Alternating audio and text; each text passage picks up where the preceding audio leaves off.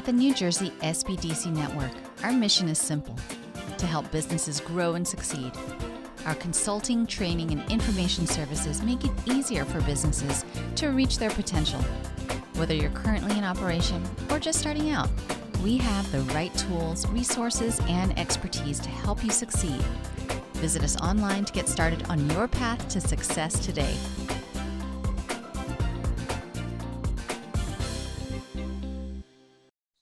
A pleasant good afternoon to everyone. My name is Takoa Bell. I am an event coordinator for the NJSBDC at Rutgers-Newark. And on behalf of Dr. Tendai Nduro, the regional director, I would like to welcome you all to our Marketing 101 Cutting Through the Confusion webinar. For those of you here that are unfamiliar with the SBDC, it stands for Small Business Development Centers. And here at the New Jersey Small Business Development Centers at Rutgers-Newark, we serve as the premier provider of business training and technical assistance services to establish small businesses, startups, and as well as to entrepreneurs. We are one of 12 centers in the NJSBDC network, and we service those in Essex County. Our center is hosted by the Rutgers Business School and funded through a partnership agreement between the Small Business Administration, Rutgers University, and the New Jersey Business Action Center. Our mission here is to help entrepreneurs as well as business owners start and grow sustainable, successful businesses through the delivery of one-on-one business consulting, training, and technical assistance programs. Now, these services are provided to you at no cost and are paid for by your tax dollars. If you or your business is located in Essex County, our website is www.rnsbdc.com,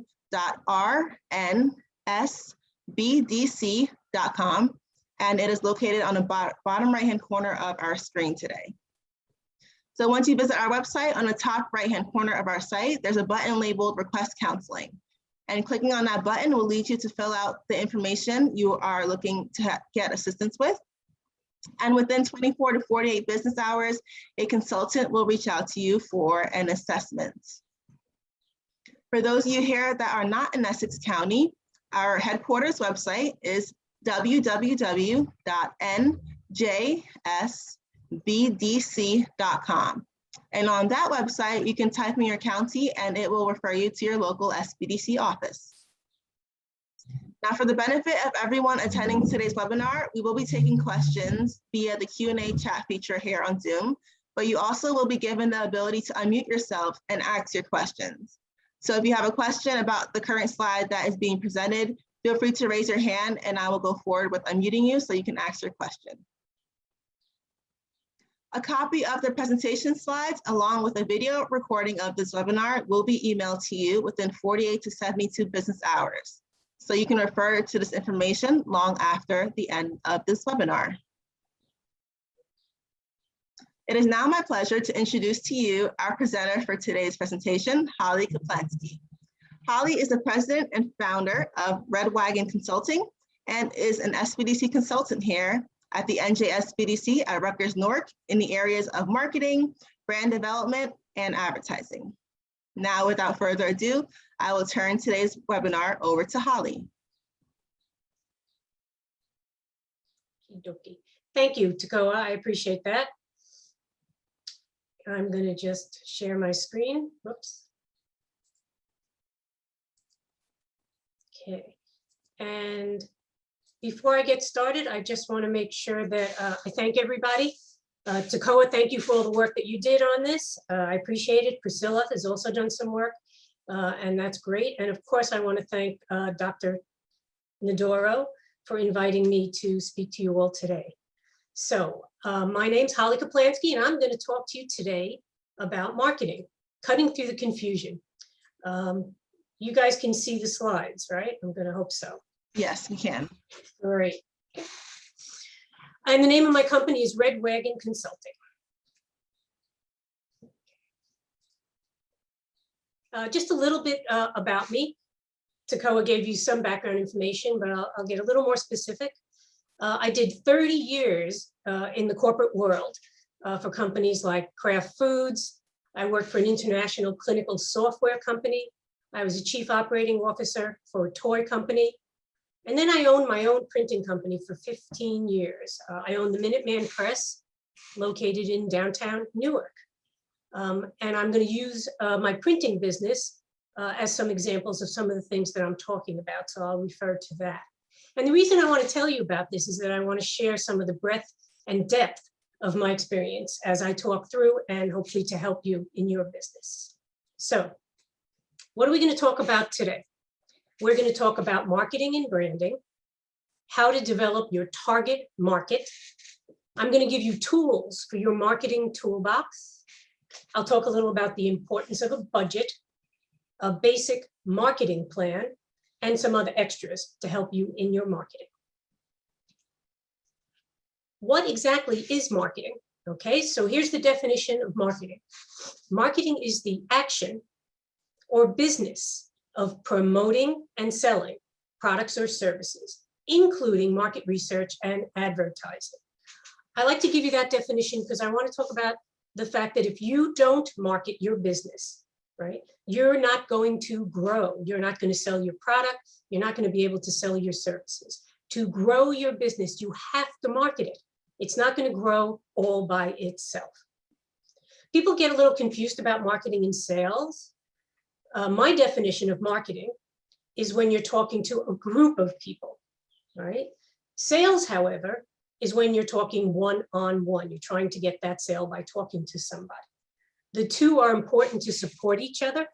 If you do your marketing right, it will lead you to sales, right? Talk to a lot of people, prospect to a lot of people, and get those sales. The key to marketing is to focus on the customer, not you. I'm going to be talking about this message throughout this entire presentation. People often go to a sales meeting, or they're doing a brochure to market themselves, and they talk all about themselves. That's really not the best way to do it. You want to focus on the customer and what their needs are and what the benefits are, how you can help them through your product or your service. It's all about the customer, not all about you. So now let's talk a little bit about branding. Branding is defining what your business is and why it is different. That part is really, really important. What makes you different? Branding is not just about how it looks. People think about branding, they think about the Nike swoosh, they think it's about the color or some sort of logo, but branding is much, much bigger than that. It's everything that goes into your business, why you do your business, what you're trying to accomplish. It's about your mission and your objectives, right? It's the whole thing, not just the look, okay? Branding is helpful if you have a USP, a unique sales proposition.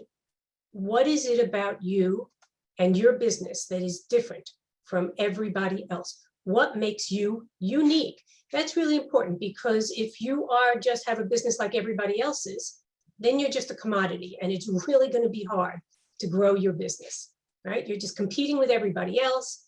It turns into a competition of who's the cheapest. It's really not a good way to grow your business. You need to really think about what makes you different. Market research can help you with that. People think about market research and they think about, oh, you know, sitting around a big table or sending out lots of surveys. I don't look at market research that way.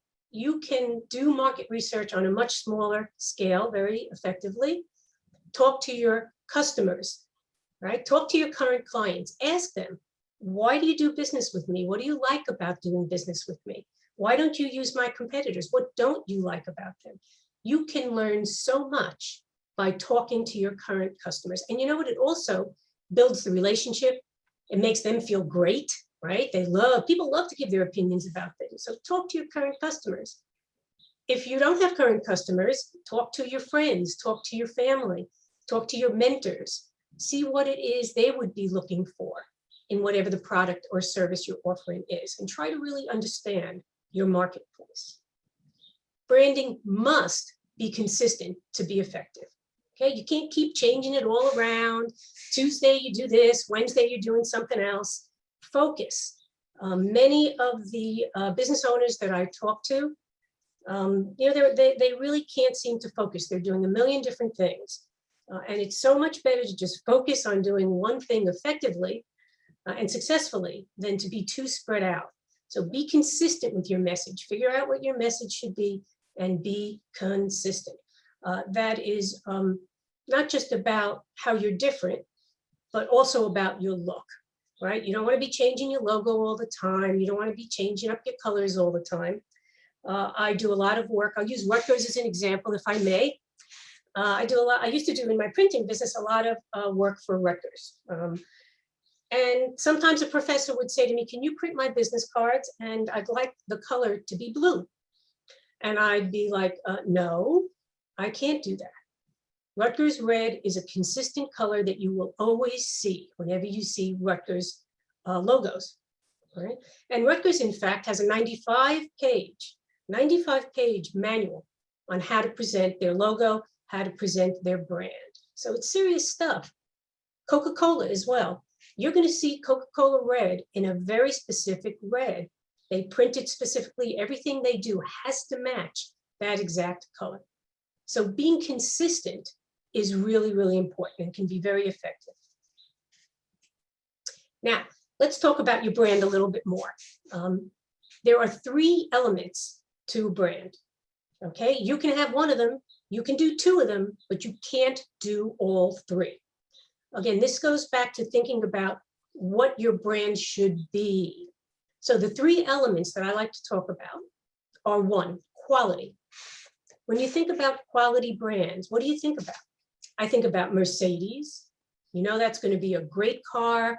It's going to be high quality. It's going to look terrific. Their brand is based on quality. But if you go to a Mercedes dealer, you're probably not going to get a deal, right? They're not going to cut the price for you. The price is the price. Apple has built their whole entire brand around quality. They say their computers are better than any other computer. The best computer, you got to buy Apple, right? All about the quality, ease of use, right? Intuitiveness. And I have Dell computers here, but I have it with a question mark.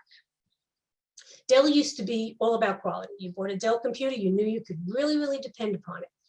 But these days, now, is Dell better than HP?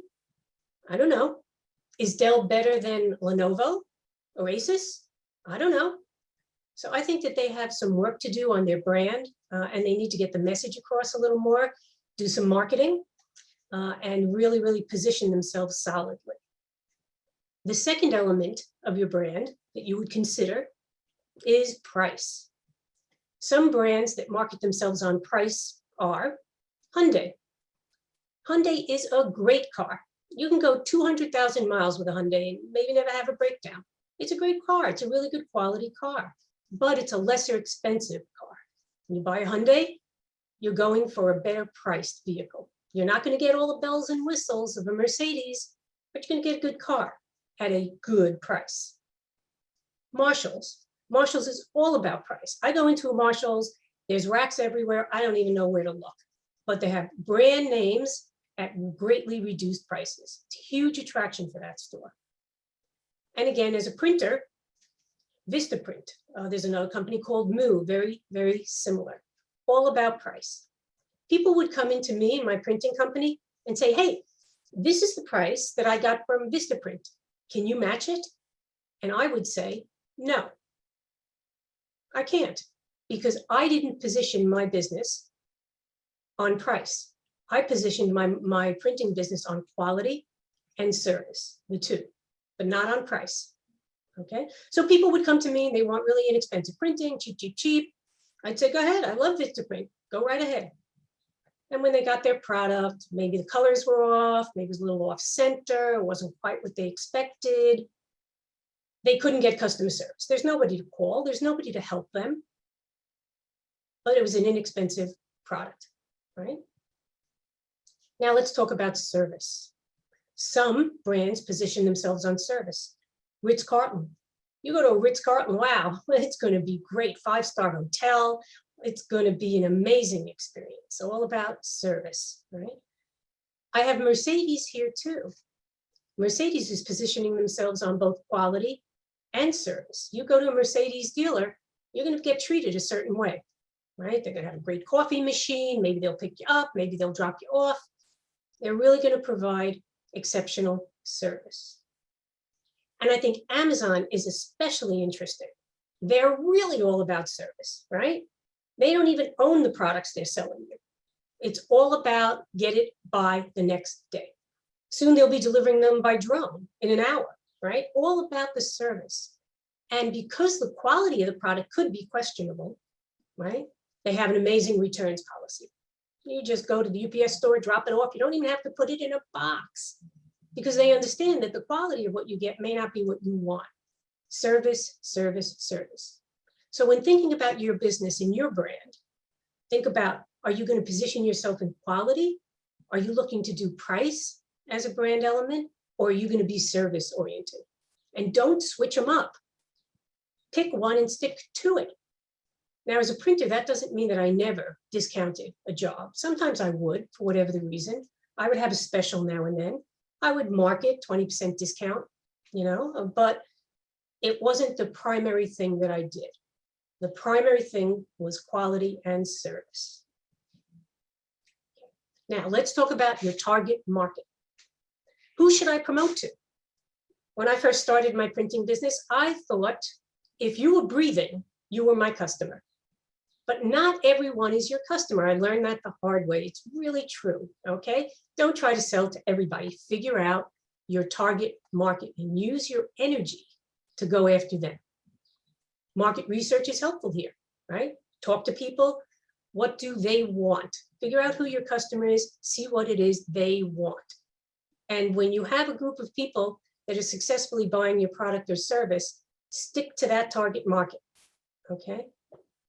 You can develop different groups of target markets. For instance, nonprofits was a target market for me, as well as university and colleges. So 2 different target markets, but they both responded to my basic brand elements. I didn't have to change my whole brand up to service a different market. So you want to make sure that your target market is specific to you, that they're reacting to your USP, your uniqueness, what you have to offer, and go for that target market. Don't get distracted. Now, I'm going to talk to you about all the tools in the marketing toolbox. There's lots and lots of tools, okay? You don't need to do them all. In fact, don't do them all. It's too much. Pick 2 or 3 and stick to them. Try them out. Test them. If they work, you can keep using them. If not, go to something else. You want to analyze the results. Certain tools you can analyze very, very easily. Social media, email marketing, easy to analyze. Other tools are not as easy. Advertising is just not as easy to analyze.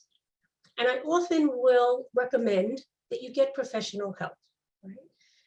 If you don't know how to do the thing that you want to do, you're going to spend an enormous amount of time and it's not going to be effective.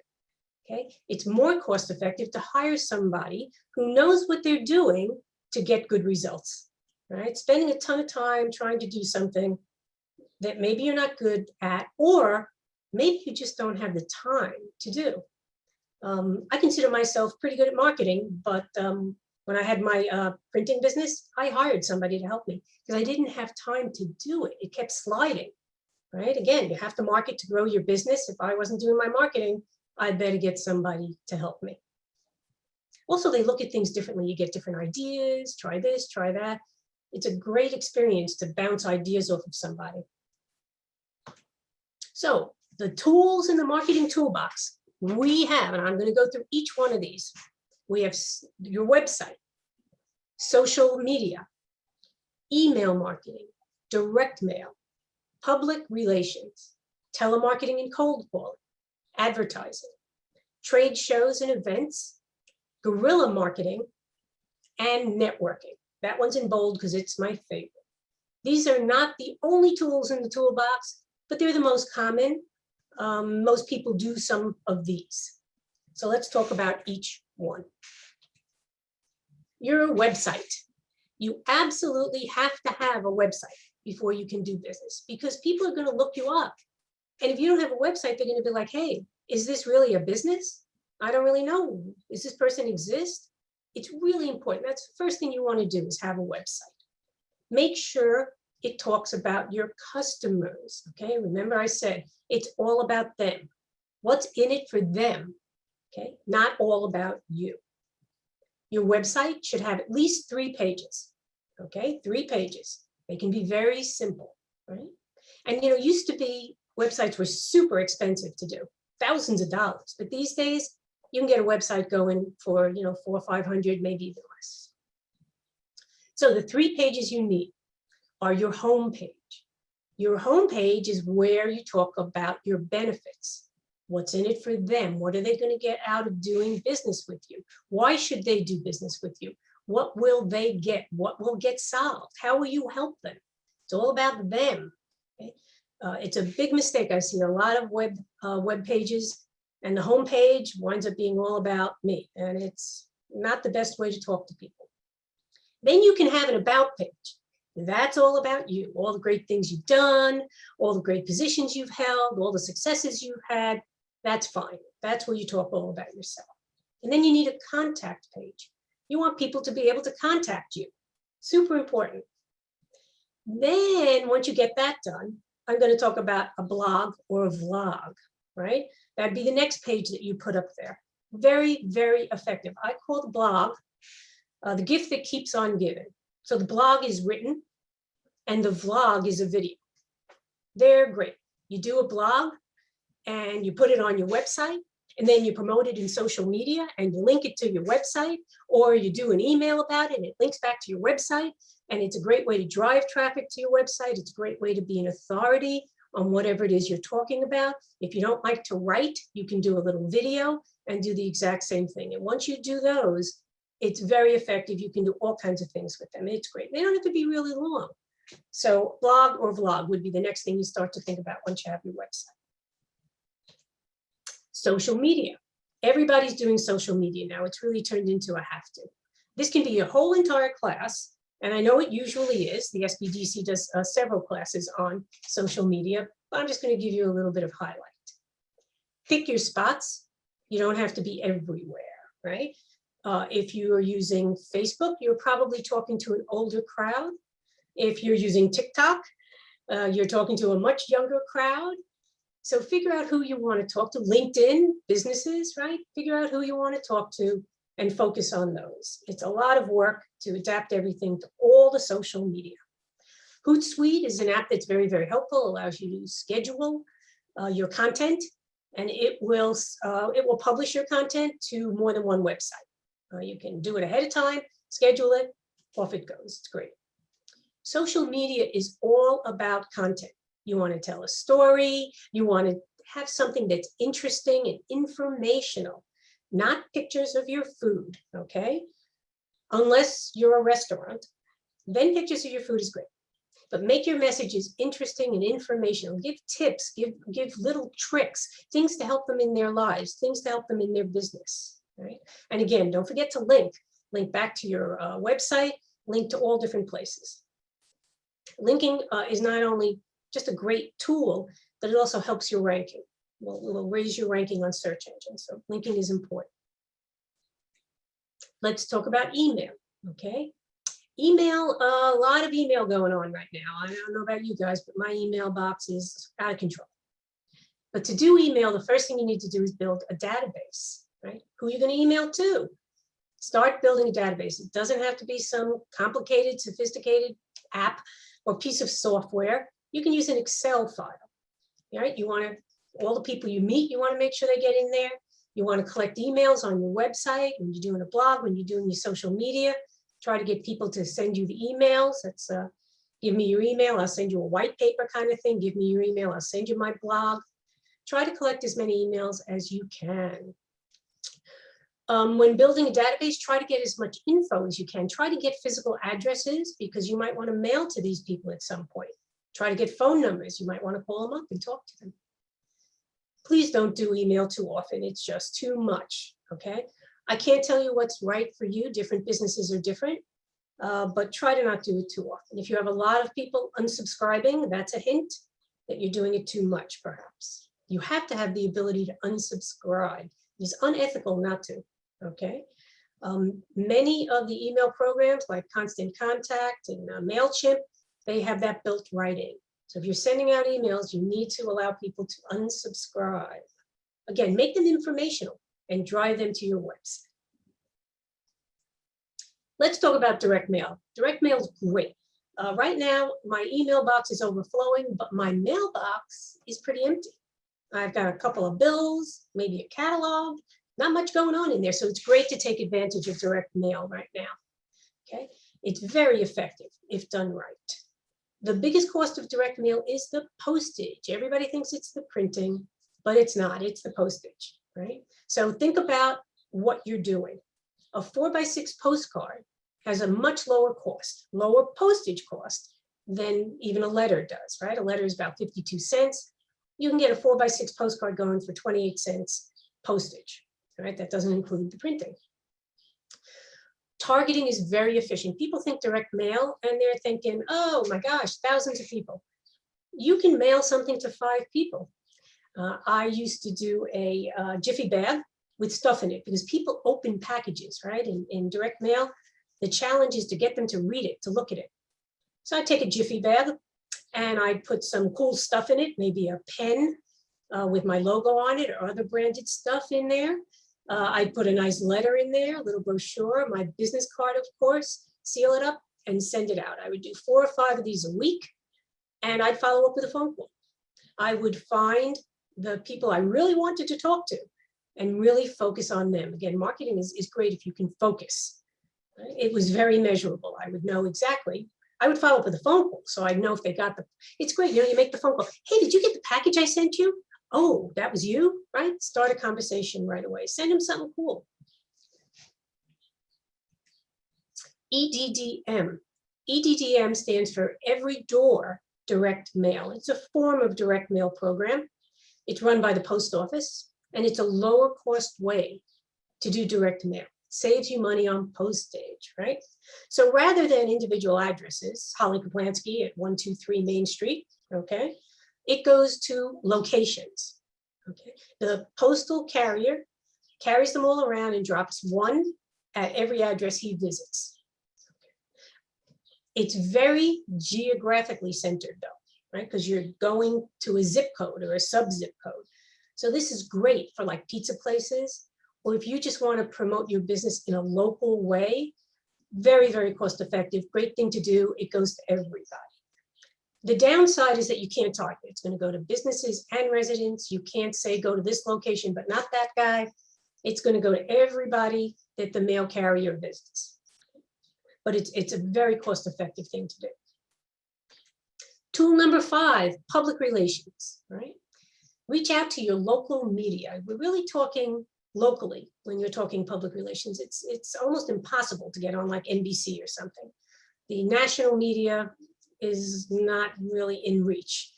But think about your local media, right? What you're promoting to them should be informational and event driven.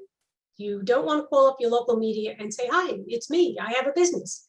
They're going to be, so what? You know, you need to give them something to talk about, something interesting. It's a great community builder.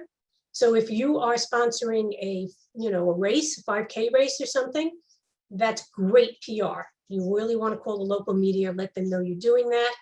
Or if you're sponsoring your little league, something like that. It's informational and it really does get your name out. It can be low cost if you're doing it yourself, but it's very, very time consuming. I do suggest using professionals for this because they have personal relationships with the different media. They know the people. So they can get right to the editor who's going to publish your story. And doing public relations online is a great thing to do too. There's lots of local communities online. There's BaristaNet, for those of you in the Montclair area. There's Tap Into, they have those in most towns around New Jersey. So that's a great person to develop a relationship with. And they're just looking for content. Tool number 6, telemarketing and cold calling, right? Many people really hate this, but if you're going to grow your business, you have to get on the phone. You really do. It's a critical tool to use to reach out and talk to people. I like to say, don't go for the sale. Develop the relationship, right? If you're lucky enough to get the person on the phone, talk with them a little bit. Listen to them, hear what they have to say. You don't want to get on the phone and immediately start talking about your widget. When I pick up a phone and somebody starts to talk about their widget right away, I'm like, plump, nope. Talk a little bit, develop the relationship, ask questions, right? Telemarketing is easy to target. This is a great place where an intern can be helpful, right? Sometimes you can get interns for no cost.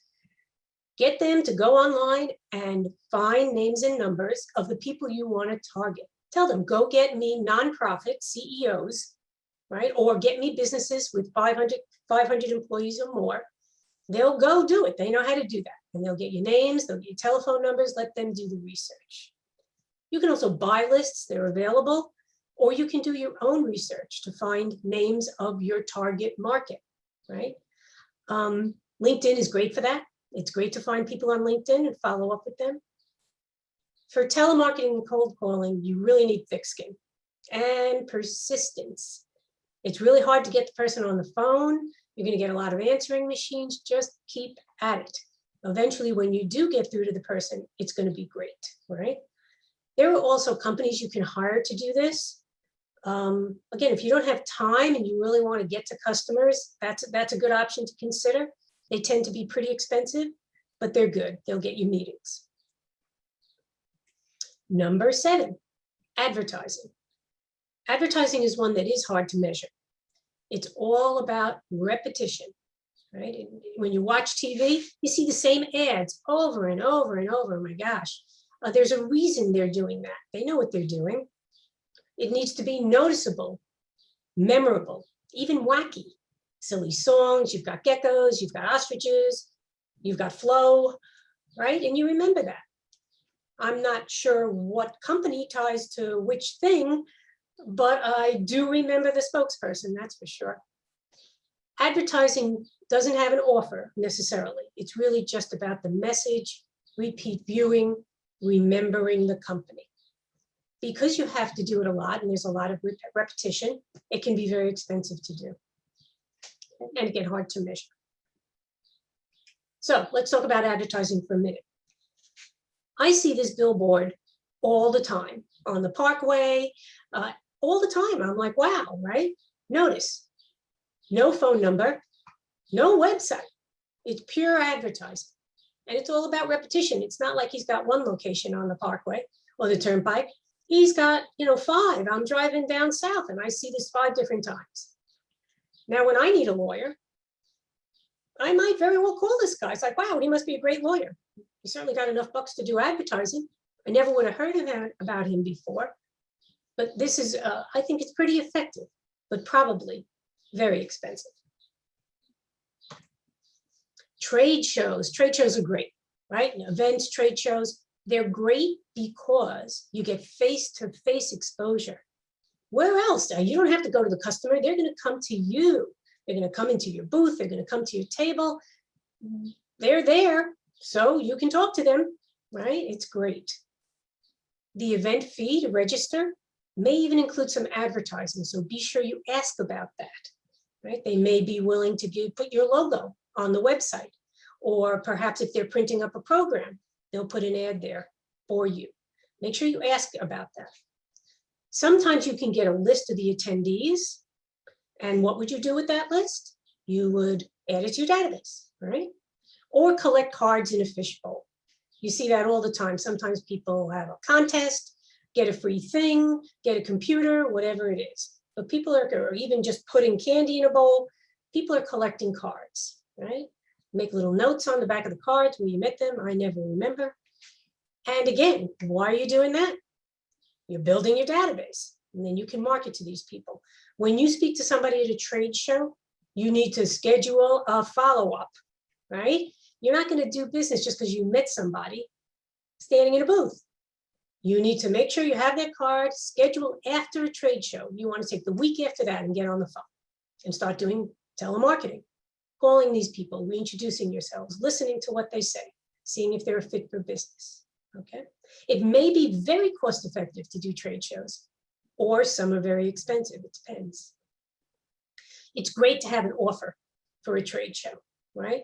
Order by the end of the trade show and get a 20% discount. Get this at the trade show, order it now, and you get this other thing also with it. Think about different offers you can do.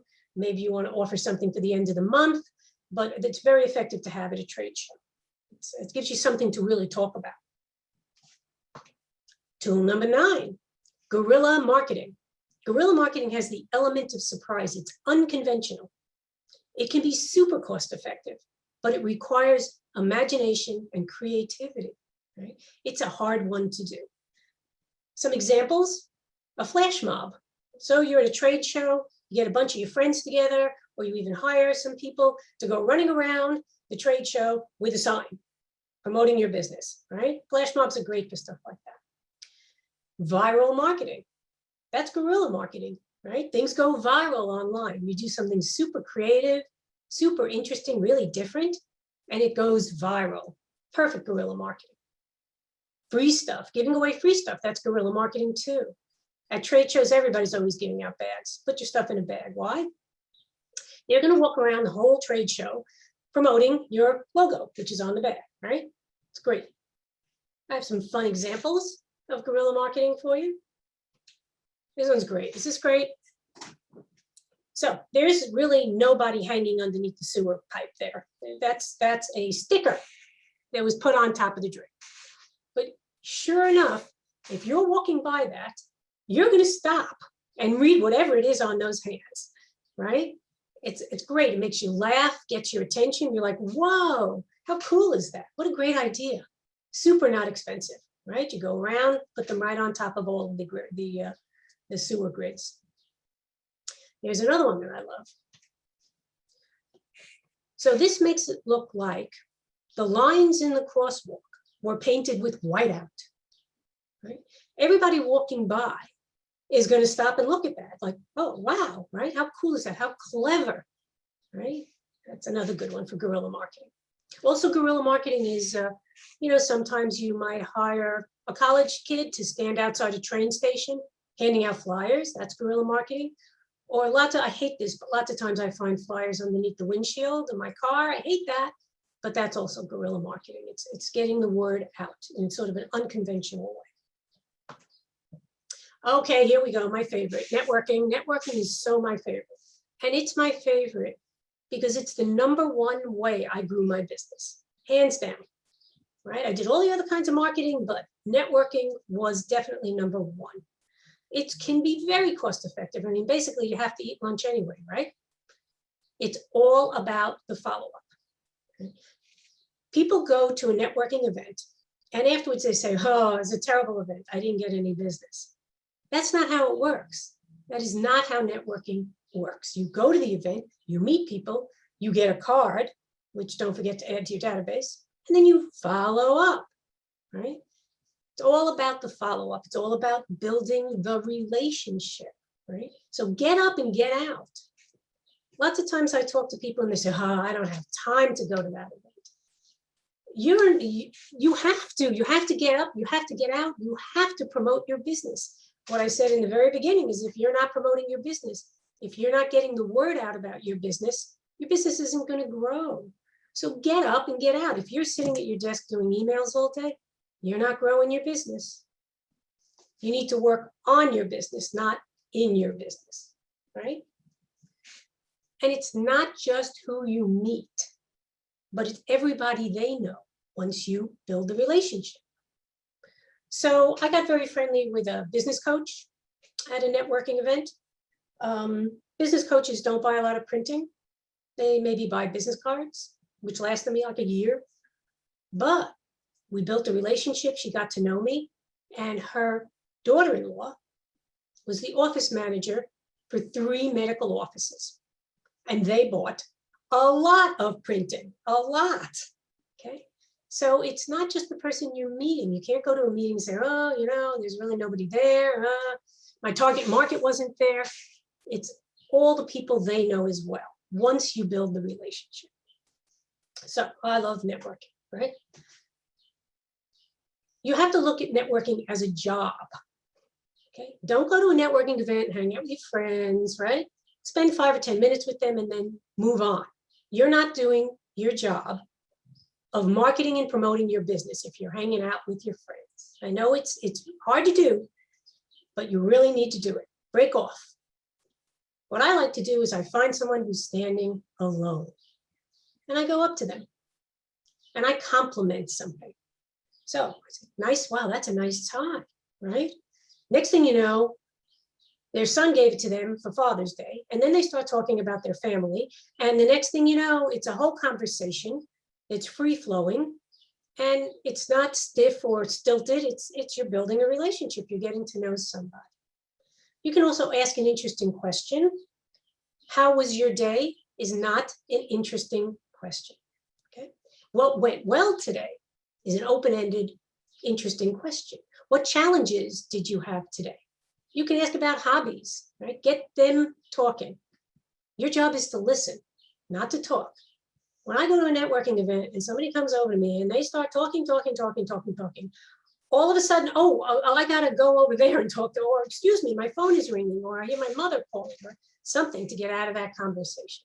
That's not a good way to build a relationship, right? So go on out there, get into some networking groups. There's lots of great ones out there.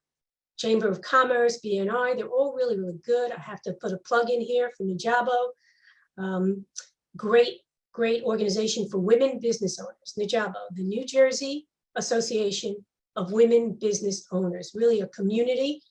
We help each other, we support each other, we mentor each other, we do business together, Nijabo. So now that I've talked about all the tools that you have in your toolbox, or at least some of them, I want to talk about some other general things to consider when you're doing your marketing. Think about your budget. It's all about planning, right? You have to plan it out. You don't want to do this today and that tomorrow, and oh my gosh, that's a good idea. Plan out what you're going to do. That's what's going to be most effective, right? Put aside some dollars, right? Consider what you can afford. You have to spend some money to market your business, right? It's a business. You have to spend money to make money. That's what they say, right? Put aside some bucks. Maybe it's not a lot. Maybe it's just a little, and that's okay. But put something aside and plan how you're going to spend it. Keep it simple. It doesn't have to be complicated. If you're not sure what things are going to cost, ask vendors, ask your agencies, right? As a printer, people call me up all the time. Give me a quote for this. I want to do a postcard mailing. What's that going to cost? What's postage going to cost? What's the other thing going to cost? How do I do this? You can get people to give you all this information just by asking them. So simple budget looks like this. The first lines of your budgets are about the sales, right? How many sales do you think you can make by doing this marketing activity? How many units can you sell? Or how many hours will you spend times the price you're going to charge? That's how much money you think you're going to bring in. Then you list your product cost. So if you're selling a widget for 10 bucks, costs you $5, you're going to sell 100 widgets, multiply it out. That's the line for your product cost. Then list all your other marketing costs underneath that. If it's printing, if it's advertising, if you need to buy some stuff to give out, some freebies for your trade show, if there's a registration fee for the trade show, if you have to hire a vendor or an agency, list all that out in the lines. And what's left is your profit or your loss, right? That's why they call it a P&L, profit or loss. And loss is okay. You're investing in your business. Maybe there's no sales in the sales projection. You're just spending to get word out about your business. That's what you should be doing. That's great. So it's a simple budget. It doesn't have to be complicated.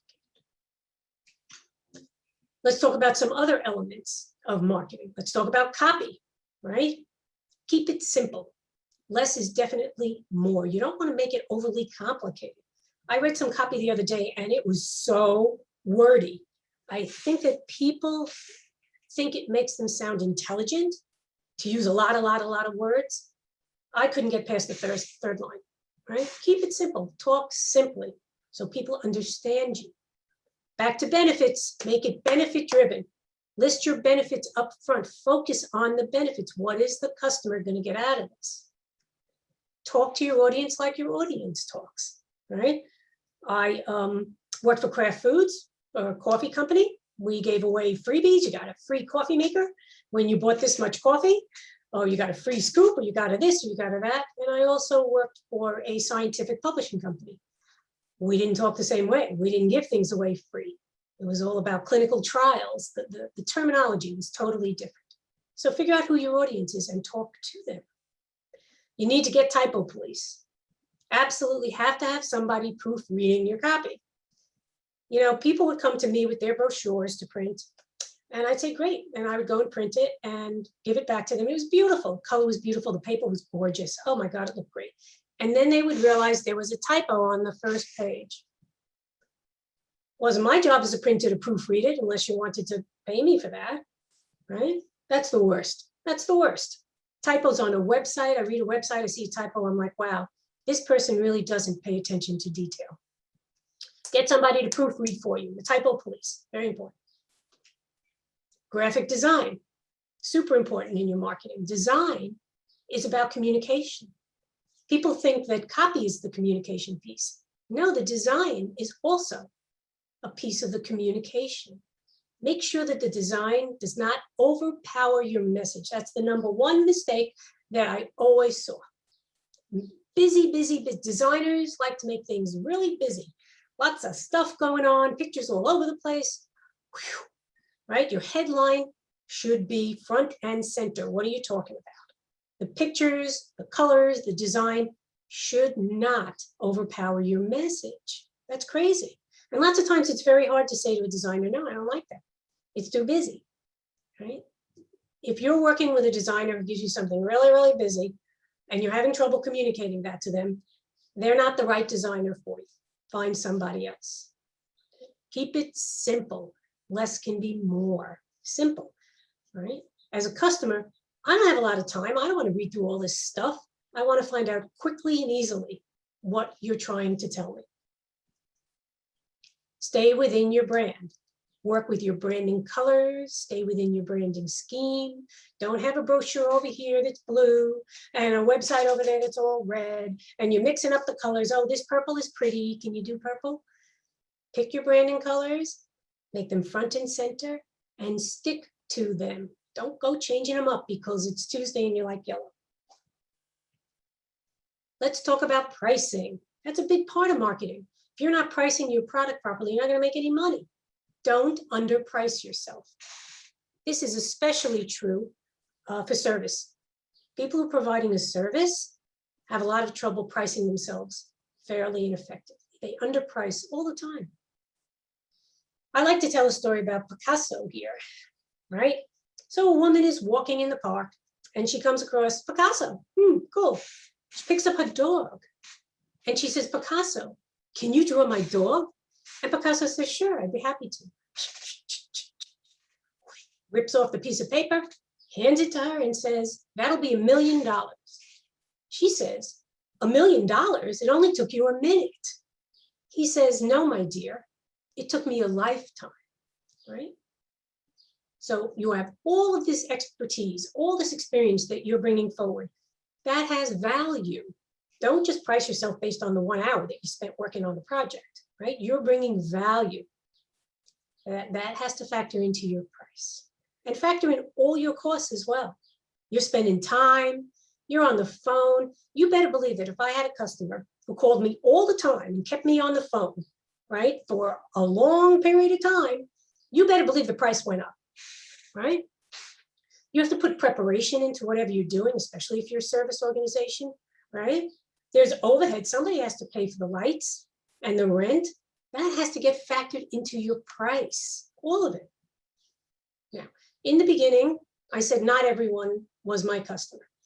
And that is so true. The biggest lesson that I learned under there was to watch out for the nickel and dimers. People are going to come to you and they're going to want your product or your service for little or no money. They're going to nickel and dime you to death, right? Oh, you know, can you take $100 off here? Can you take $50 off there? It's not in my budget. Don't go there. These people are going to be your worst customers. Take my word for it. They're going to soak up your time. They're going to eat up your energy. They're going to be horrible, right? Move on. Let them go to Vistaprint. Move on. Now, let's talk about an easy marketing plan.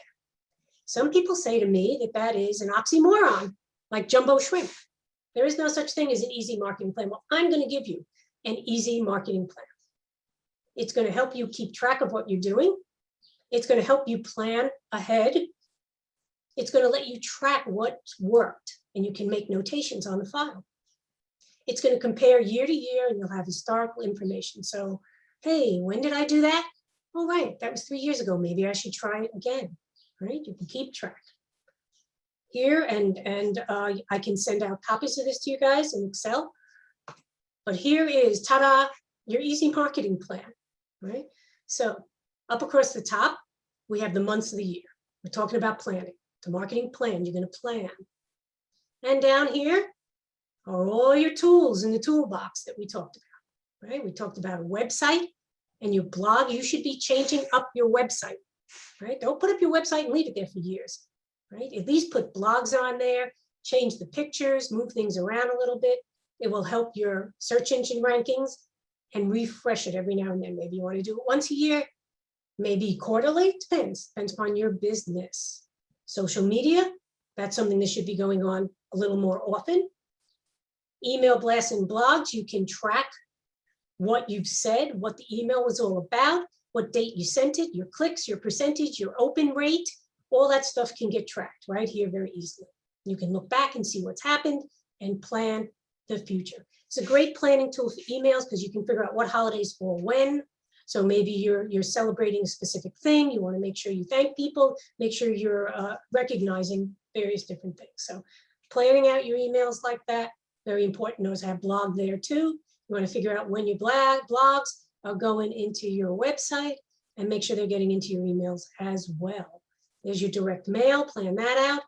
Public relations, telemarketing, prospecting, and telemarketing current customers. Those are separate. How you talk to your prospect, making calls to prospect, is a very different thing than talking to your customers. You want to make sure you are talking to your customers. It is so much better and cost effective to keep a current customer than to have to get new ones. So make sure your current customers are happy. Call them up now and then, say hello, send them a little note card. I used to do that. I would write out a little thank you note card after I delivered a product, mail it to my customer. And 3-4 months later when I'd go visit them, that card, that note card would be hanging on their wall. It's amazing. They really appreciate it. So you want to do that. You want to talk to your customers. You want to get feedback about your service, all very important in growing your business. Advertising, which you may or may not do. Trade shows, we talked about that. Guerrilla marketing, plan that out in your networking. Now, I've got some additional tools for you. Like I said, that wasn't everything. Cross-selling is a great thing to do. Cross-selling means you're selling other things to your current customers. So if I had a customer who was buying flyers, I might call them up to see if they needed, signs. Or if I had a customer who was buying a brochure, I might call them up and see if they wanted promotional products, right? What other things can you sell to your customers? Referrals. This can be really, really good, right?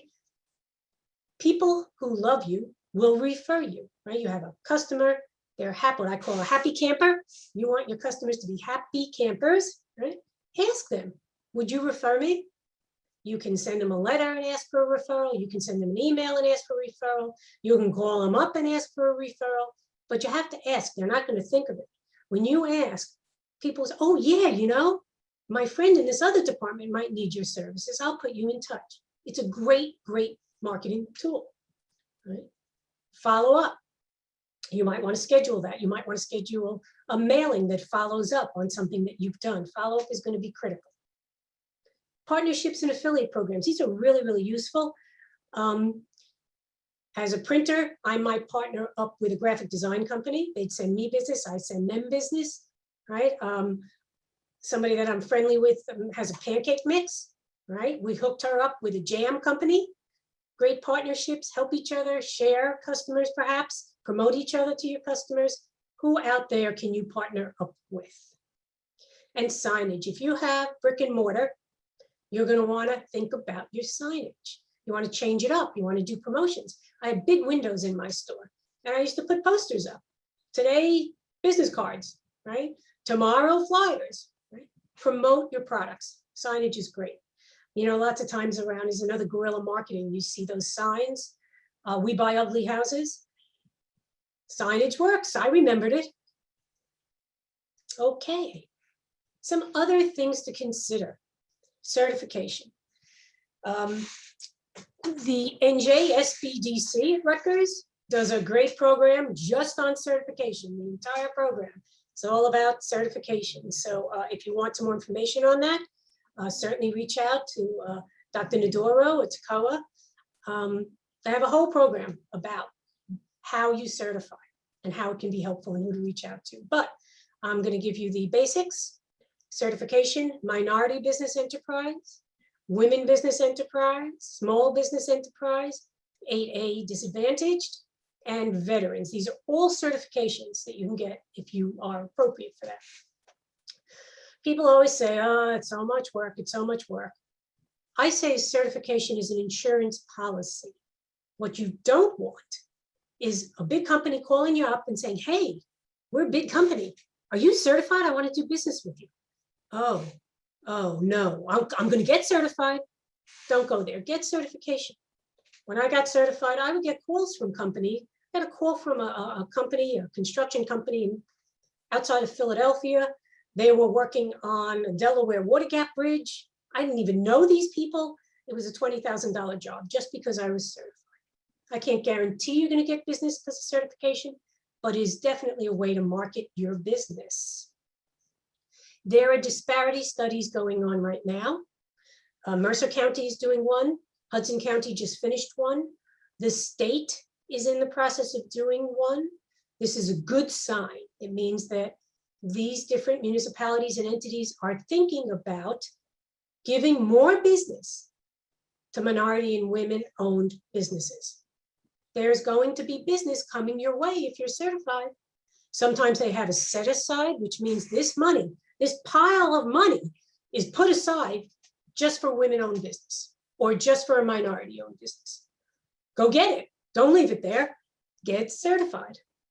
The other thing about certification is it gives you a certain amount of credibility, right? Oh, certification, that's good. You put it on your business cards, put it on your letterhead, put it on your website. It gives you some credibility. It's a good thing to do. Corporations love certification. They want to know if you're certified. When you're talking to a corporation, though, you talk differently. They don't have a lot of time. Get to the point. Just get to the point. Make sure you're doing your benefits right up front and don't spend a lot of time with the fluff. I remember doing a presentation for Novartis once, and it was very early on. I told a joke, and boy, that didn't work out at all, right? They don't have time for that. They're not in the mood for that. Get to the point, right? And if you want to do corporate marketing, you'll need a capabilities statement. That's a one-sheeter. You can Google capability statement and you'll get all kinds of templates to use.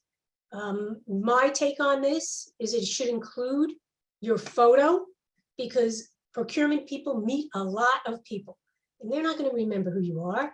Have your photo in there. You need your contact info, of course, a brief summary of your business, your capabilities, right? What can you do that your USPs, your unique selling proposition, what can you do that others can't?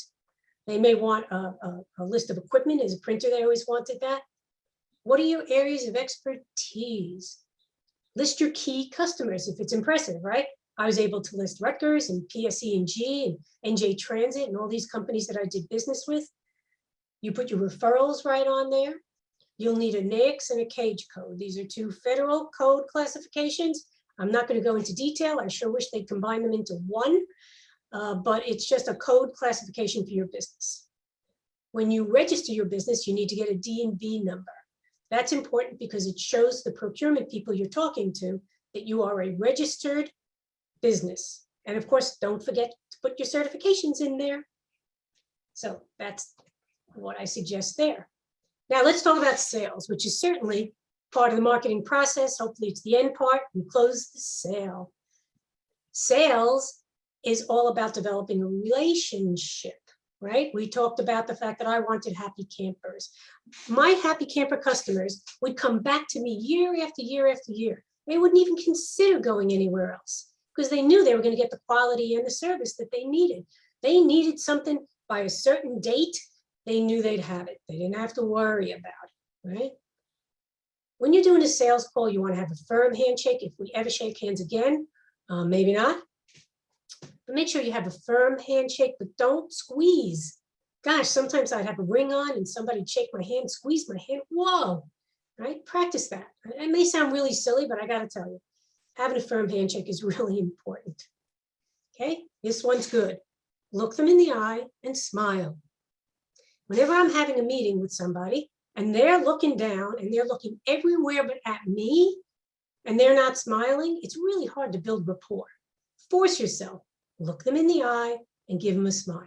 They'll probably smile back and you've gone over a big hurdle right there in developing the relationship. Also, around developing the relationship, going on a sales call, mention something that's in the office. A picture of children, right? An unusual piece of, oh, look at that piece of pottery over there. Oh, you have a green thumb. Look at all those plants.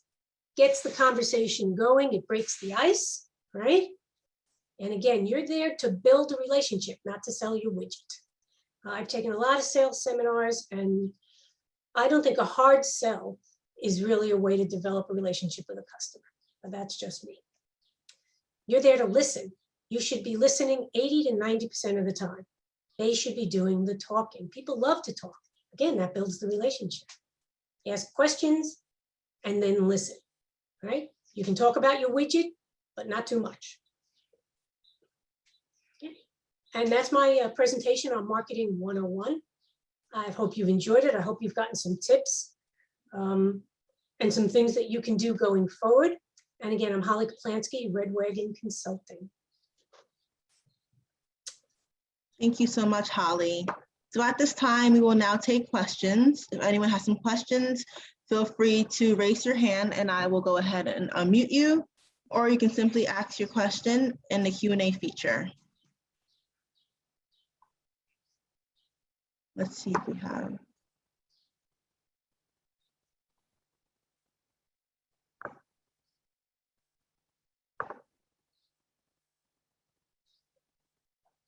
I do see a question from Priscilla.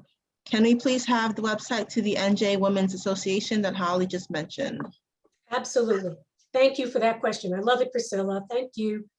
And I don't know if somebody can put it in the chat, but it's njawbo, najabo.org. NJAWBO, New Jersey Association of Women Business Owners. I happen to be the president, and it's a great organization. Okay, we have a question from Lenine. Lenine's asking, can we get a copy of the video recording in PowerPoint? Yes, everyone will be receiving the video replay as well as the PowerPoint within 48 to 72 business hours. So you'll have all that there. So yes, Holly, you would be receiving it within 48 to 72 business hours. Thank you for the question. Let's see, we have a hand raised from Ladine. So I'm going to allow Ladine to talk so they can ask their question. Okay, this is very helpful. Thank you, Holly. So my question is about brand positioning, and there were 3 different things: quality, price, and service. And you talked about focusing on 2. Can you say more about that? Sure. Thank you, Ladine, for the question and the comment. You know, you can't be everything to everybody.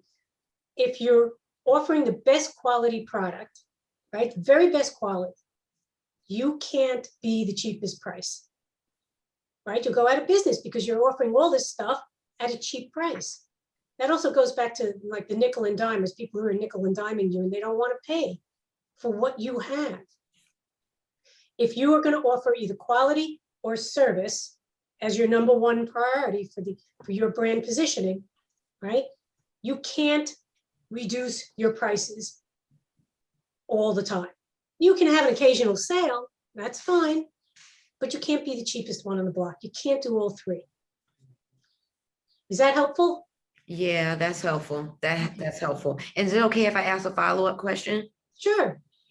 So that relates to pricing. And you talked about not underpricing yourself. I have something in my throat. And Take your time, take your time. I don't want anyone choking you. particularly when you are the service.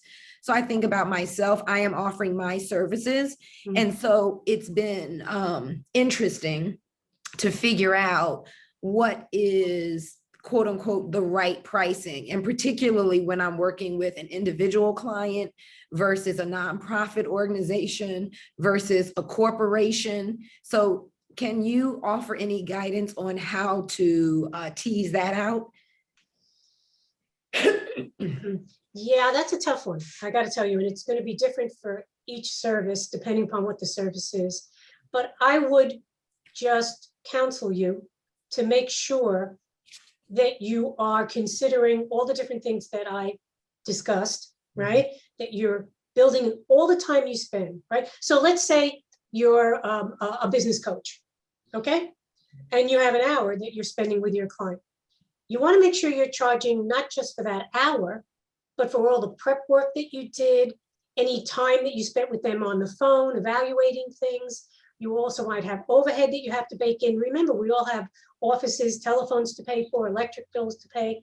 So you want to really understand your cost structure and make sure that that's built in.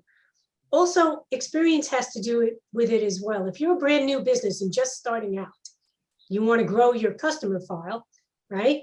You have to be a little more competitive. You can't be as pricey as if you've been in business for 50 years and have all this amazing expertise to bring. So those are some things to consider. There's really no magic wand. You really have to give some serious thought to it. And sometimes you have to say no to business because they don't want to pay what you think is fair. Don't take on a client that doesn't want to pay. That's a formula for disaster. Mhm. Got it. Thank you. Oh, you know what? One other thing. Try to figure out what your competitors are charging. That can be very helpful. Doesn't mean you charge what they're charging, but it'll give you a range to be within. Got it. Okay. Very helpful. Thank you.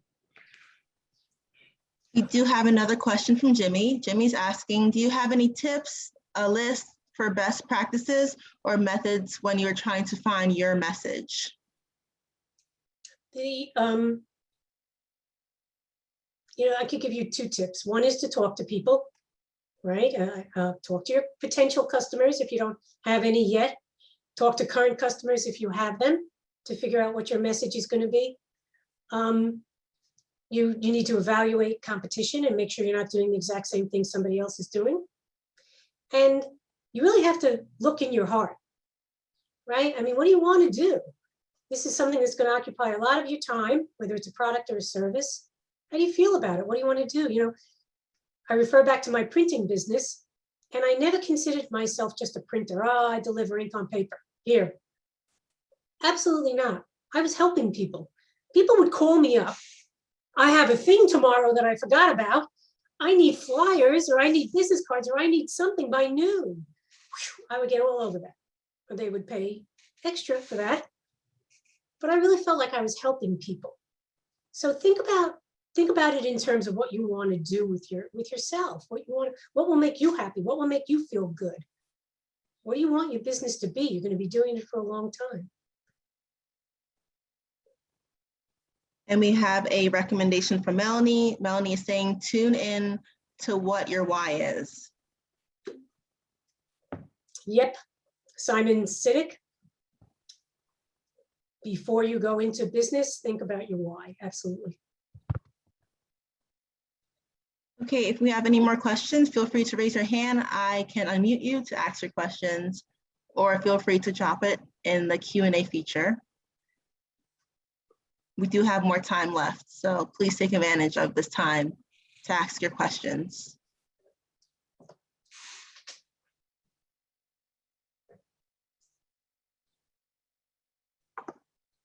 Okay, I'm not seeing any more in the Q&A feature. Okay, we have one from Melanie. Melanie's asking, what was the capability statement again? She's asking for that.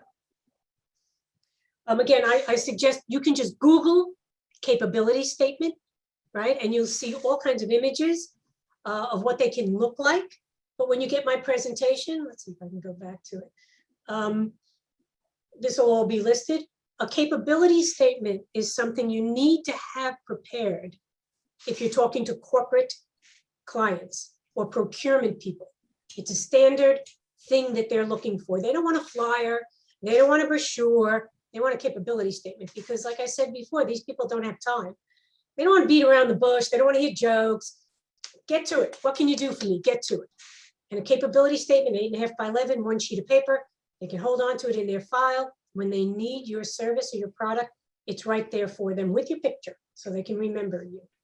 When we do start getting back together face to face, the NJSBDC at Rutgers, Dr. Nadoro, has a fabulous expo where you can get in front of procurement people and talk to them about face to face. It's a great, great thing. It's an amazing opportunity. She'll have procurement people from Rutgers there. She'll have procurement people from Johnson & Johnson shows up. All kinds of procurement people show up and you can talk right to them. Have a capability statement ready and make sure that you are succinct and get your benefits across quickly. Don't be wandering all around saying all kinds of different stuff. Just get to the message. We do have a hand raised from Lola, so let me go ahead and allow her to talk. Lola, feel free to unmute your mic and ask your question.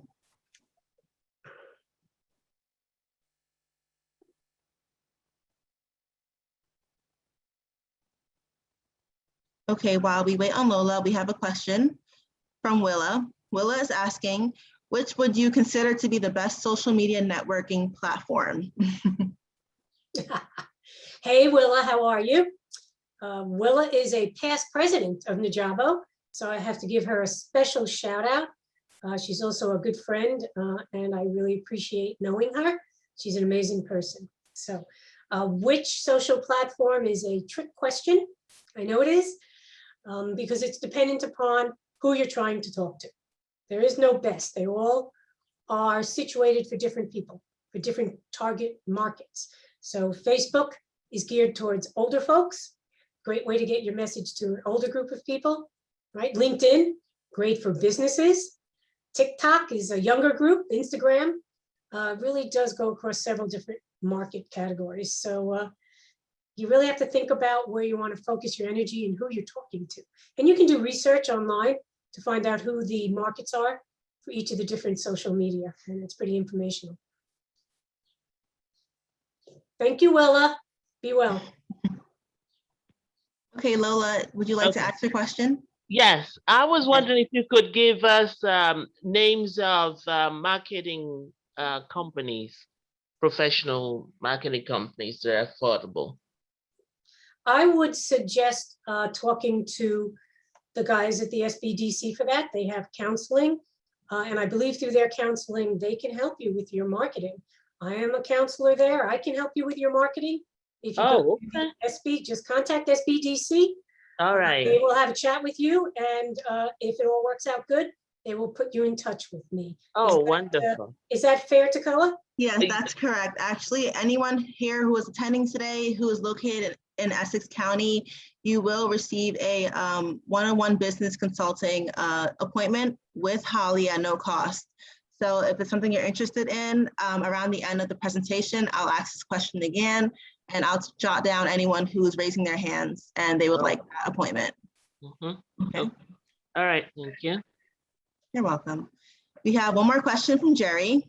Jerry's asking, when you switched from your corporate job to strike out on your own, did you encounter any intellectual property issues? How easy / difficult was the transition? Oh, what a nice question. No, I did not encounter any intellectual property issues because I didn't take stuff that I had done in my corporate world with me. I left that behind. I didn't own it. It wasn't mine. When you work for somebody else and you develop something, whether it's a widget, a flying machine, or whatever it is, your employer owns it, not you, unless you have a specific agreement with your employer or you're a freelancer. Even as a freelancer, usually the person who's hiring you owns the result of your work. So you don't own it if you're working for somebody else.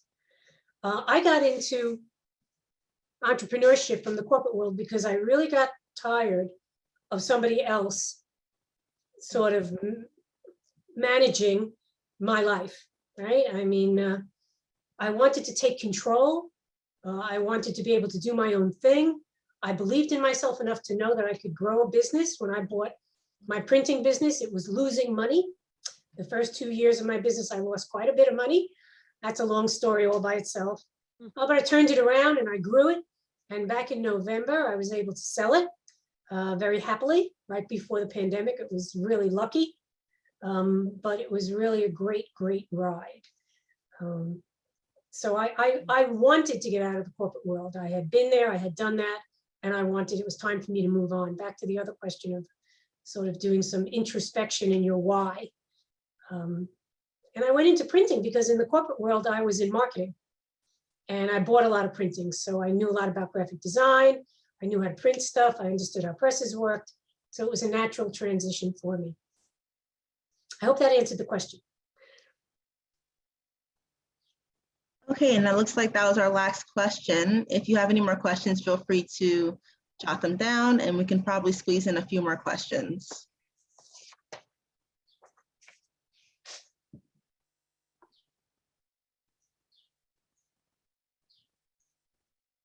Okay, if we have no more questions, I want to thank you, Holly, for your presentation and for sharing your expertise with us today.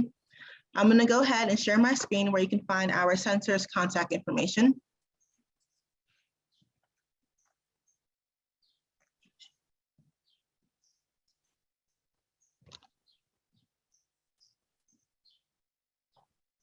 Is everyone seeing the screen all right? Yeah. Okay, great, thank you. So on the screen, you should see our contact information. That is our address, but at the moment we are all working remotely. So the best way to reach out to us would be our email address or our phone number, or you can also visit our website to request counseling there. So at this time, if anyone is interested in the one-on-one counseling with Holly, feel free to click the raise hand button on your screen and I will take note of the name. I already do have Melanie and Lenine. Okay, I see Lola. And our counseling is just for the attendees that are in Essex County, since we only service those. But for those of you that are not in Essex County, you are still given the same one-on-one counseling at no cost, but it will be with your local SBDC office. So you can still visit our website and request counseling there. And if you're not in Essex County, we will refer you to your local SBDC office. So give me one moment while I write down these names.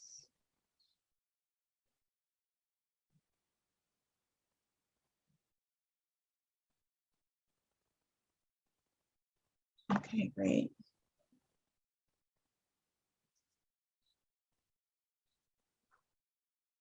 Ladine, I can send you an email and we can discuss that after the webinar, okay? Just to make sure everyone's, of course.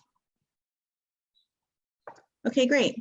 So at this time, I would like to direct you all to the chat. I will be putting in our some of the upcoming webinars we have, as well as our Eventbrite page where you can register for our future webinars. And most importantly, our link where you can actually request counseling. So that link to request counseling is the first link in that chat. You should see that on top. And if you were to visit our Eventbrite page, we do have the contracting and the certification programs and workshops that Holly did mention. So you can feel free to visit that and register for those events as well. And these webinars are only a handful of the ones that we are hosting this year. I believe we have over 150 webinars this year we're hosting in topics ranging from finances, capital, marketing, e-commerce, credit counseling, cybersecurity, and so much more.